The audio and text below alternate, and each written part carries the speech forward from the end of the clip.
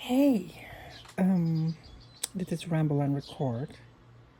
En ik dacht aan iets. Um, ik ben met de vriendin aan het chatten, met twee.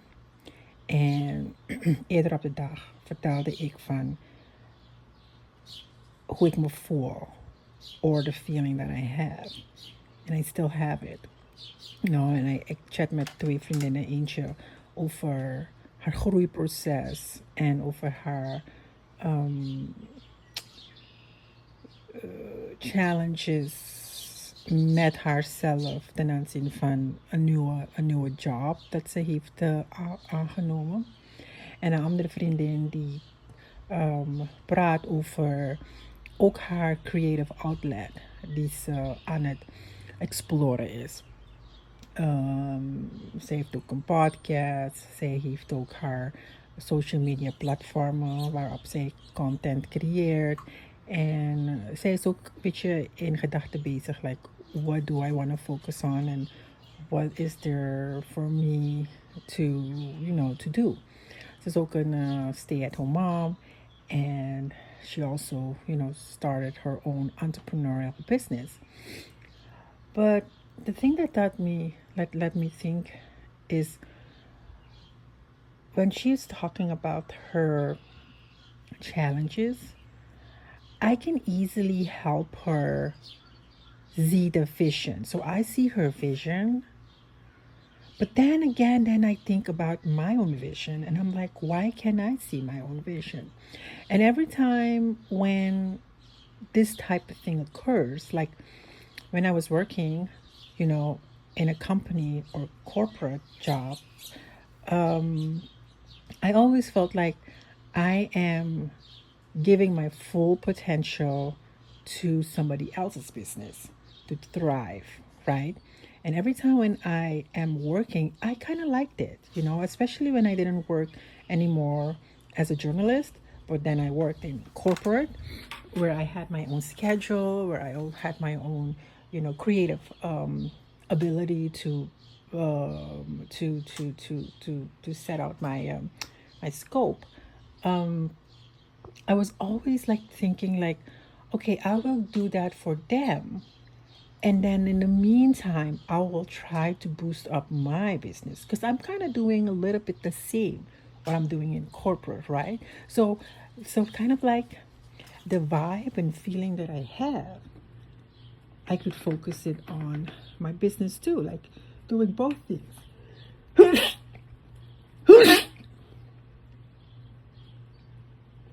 But it's not because till now,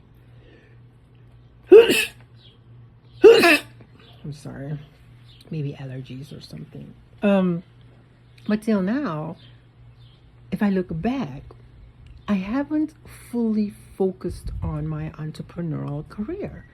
And my entrepreneurial career was mostly the part where I was working for myself, freelancing, that consists of working project based, my own hours, my own time, and have a salary specifically on that project. If that project was for 6 months, then I would work for 6 months.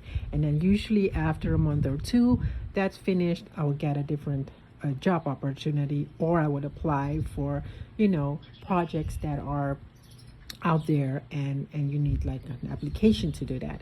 So I would do those type of things. So that was my entrepreneurial career. But at the same time, I wanted to like create a business where I would offer those things. So basically, it wasn't my business offering it. It was me as my own person offering those services, right? Not my business. And in Suriname, we don't have how do you call it? Like a freelance tax paying part. So you need to be part of a business for you to pay taxes. Because here in America, I see that if you pay taxes, like everybody pays taxes. Your company pays part of the taxes for you, but you yourself also pay your own taxes. Like in April, Nicholas is, going online filing his own taxes. But in Suriname, the business or the company where you work for files your taxes. You don't even have to do anything because, you don't have to fill in forms like in America to do your taxes um, in Suriname, right? So anyway, so you had to have like a business, and then through that business you file taxes. Okay. Um so so that is not a like a thing um in Suriname. So what I'm trying to come up with is that I was always like working then on my name with the business, instead of having my own business. But then in my head, it was always like, I want my own business, right? And I did. I have a business, I registered it, etc. But it's not operational. It's not fully operational. I am operational. My brand, Shafira LR and Hem, as an entity, is operational, not my business. Anyway, so with that said, I was always thinking like, okay, I'm going to help people create their business while also working on my business. But it's not working until now. Till now that, I'm a stay-at-home mom for 2 years. I haven't fully immersed myself in working, like like um how do you say it, like a dienstenverlening, like giving my services. It's like occasionally, but it's not focused surfacing. I mean, like it's not focused on giving a service. And I still want that. That's still what I want. So when I talk with these friends, not only those two that I mentioned earlier, but also other friends, then I'm sometimes brainstorming, helping with their idea when I'm like, I have my own idea. Like I told you this morning, Nicholas has an idea that he wanted to pursue.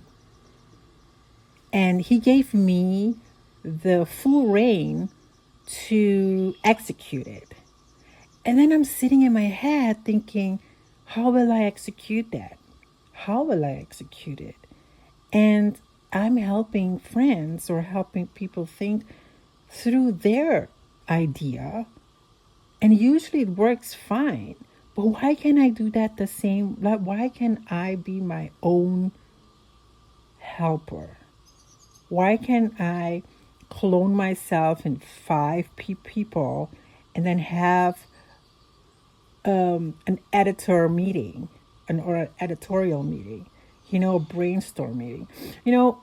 What I remembered then is when I was in school, and I wasn't very good in math. That's the only it's the only one I know, because there are other Dutch names for the subjects that we have, like natuurkunde. It's kind of like science, but it's not really science like what I see in America.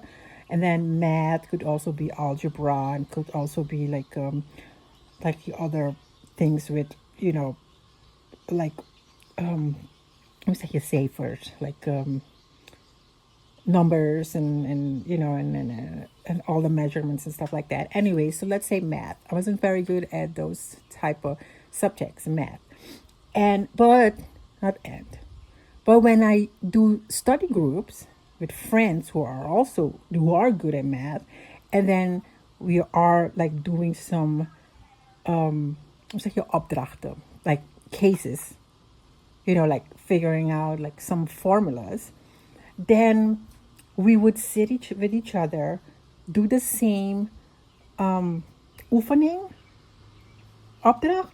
I don't know how you say it in English. And when we do that, then everybody goes around and see what their end result is. And then all of a sudden, we see like, oh, two or three people didn't have the same result as the other people. And so then we start discussions. We start like, yeah, but how did you come up with that result? Like, what did you do? And then we start brainstorming about it. And all of a sudden, it clicks in my head like, oh, this is what I need to do. So basically, I'm kind of hands on while helping others. I help myself too, right? So then when we had that test that we needed to do, usually I will not get like a high test result. My test result would be like maybe 1 point less than the other person that I was studying with. And but it was okay because I still got a very good test result. It was still a good test result to pass, to pass the class and stuff like that. So I wasn't very, eager like, oh, I need an A plus. I was okay with a B or a C. That's we don't do it. We don't have a our test results or GPA isn't required on those type of grading system.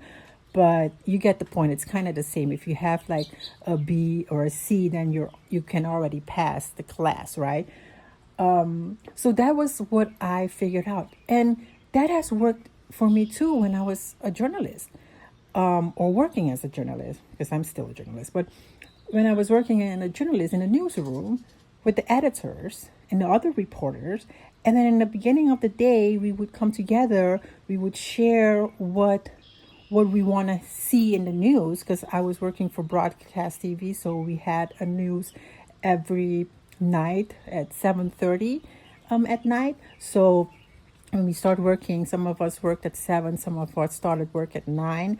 Then we had like a newsroom meeting at 9:30. So we all come together, we share the subjects that we kind of want in the news, we share what we were working on, and then while we shared that, we also would talk and brainstorm with each other like, hey, how can we make that news segment better?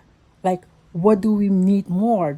Or sometimes when we have like, if there was 5 reporters working that day, we would have 5 different subjects. But if there was 1 or 2 subjects that were really, like these are going to be the headlines, then the other 3 are going to add some more stuff to those 2 big subjects. So then you would have like five short news segment that would be a whole or 2 big subjects that would be in the news at the end of the day, right? But everybody participated part of, because you cannot do everything. If you want to say you want to have an interview with say we have let's just talk about a subject. Let's say we talked about the current news headline would be hantavirus, right? So in Suriname, we would check like, okay, hantavirus is very important now, and it's in the South American region. So we would talk with a virologist, I don't know how you say that in English, that would tell us about viruses, and if he ever knew this virus. Then we would go to the head, how do you call it, like medical office that deals with viruses and vaccines. Then we would talk with maybe the minister, because then we now have 3 people that we need to talk to, right? Then we would talk with people on the streets, like, did you follow the news? Are you like a fox pop, where you have different type of peoples talking about if they know the subject and stuff like that. And then maybe we would talk with a doctor, or maybe we would talk, like, we would read about it. So we would have like some more background information, and then we would see how we would talk about it.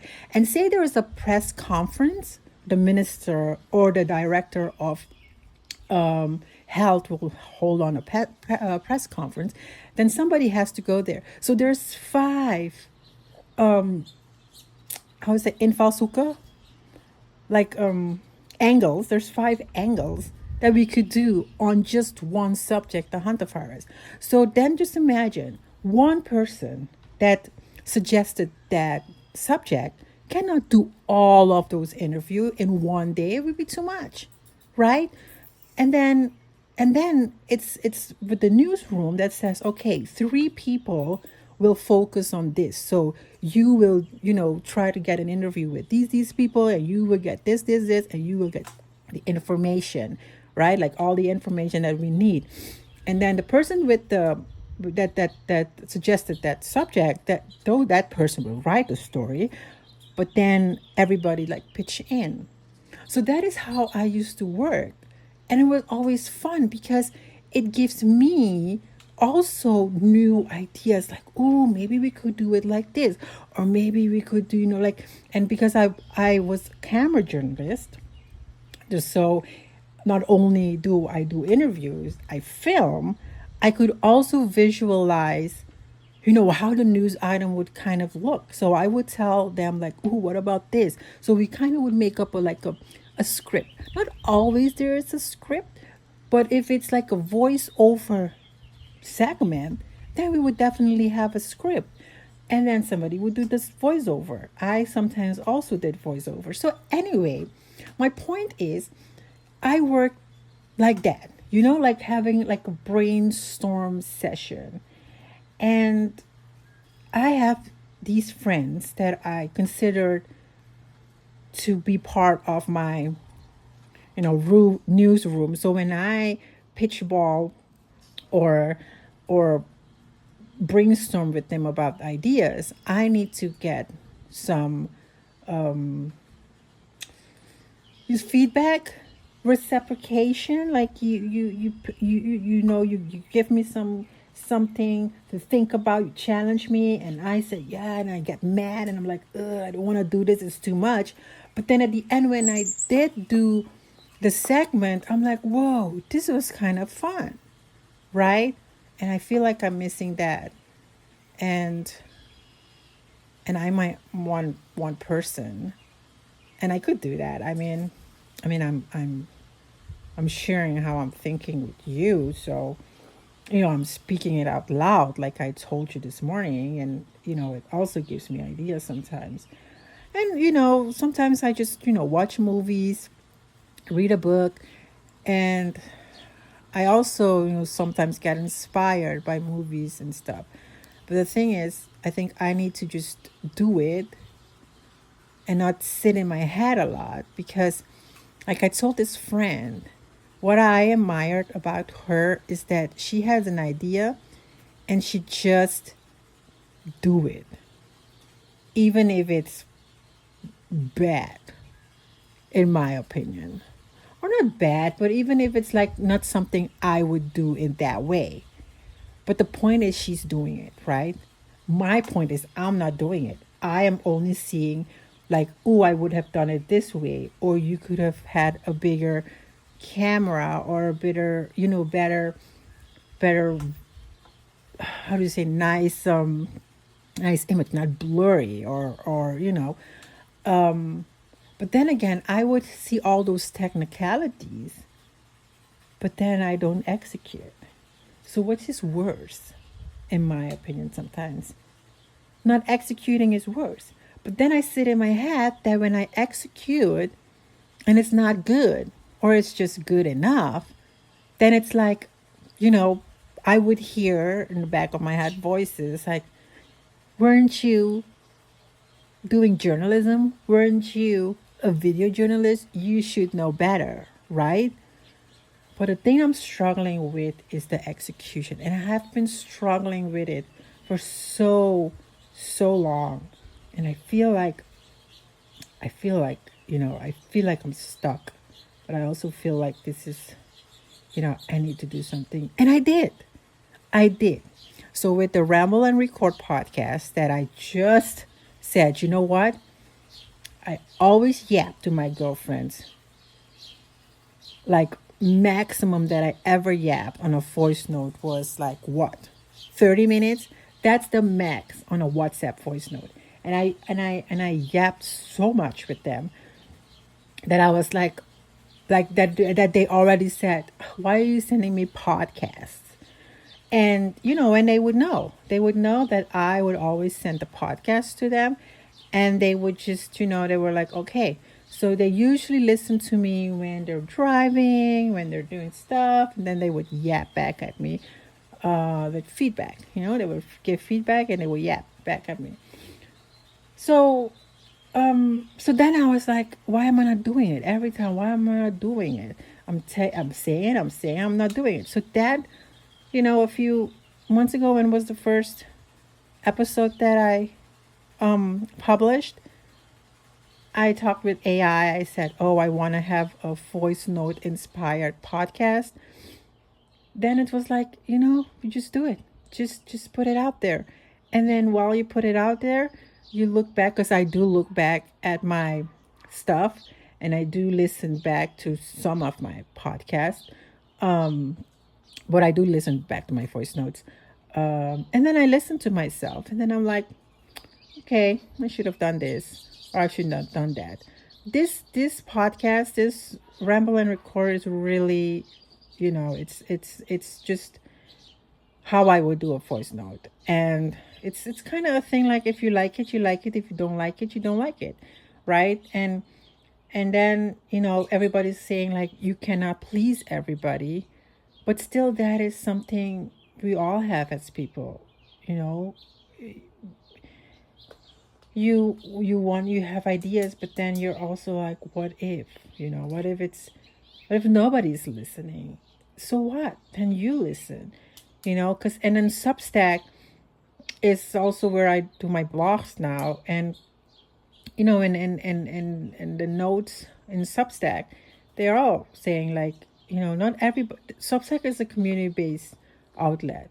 You either have subscribers and followers, and you don't. And then I also am like, yeah, but I'm also talking Dutch, like it's, I'm not fully English speaker, and sometimes when I want to express myself, I express myself better in Dutch. And it's like, just do it. So that's why Ramble and Record is like bilingual. You would hear Dutch words, you would hear English words, you would hear like ton of English, and sometimes you would hear just Dutch. And then, I haven't figured out all the other things yet. And that's sometimes overwhelming, and it's sometimes a lot. And like I said, when my son is sleeping, I'm like, oh, what should I do now? And I feel like you're pressured in that time space to work, because then you get into a drive, and then he wakes up, and then you have to go. And then when he wakes up, you're still thinking, oh, I could do this, I could do that, I could, and then there's a way like, oh, how can I do it without being on the phone, like feeling like, oh, you're on your phone, you're not looking at your son. So it's I don't know, it feels a lot. It feels a lot, but that is kind of what I'm struggling with. Execution, the feeling of overthinking about stuff, getting annoyed that other people are executing, even if it's low quality. And then you're like, I wish I could do it. I could do even better. Why am I not doing it? So that was it. That's what I wanted to share with you. I hope you can give me some feedback. If not, thanks for listening, though, because it helped me get it out of my system. Just like writing. Sometimes you just have to talk. So thanks again, and I'll hear from you.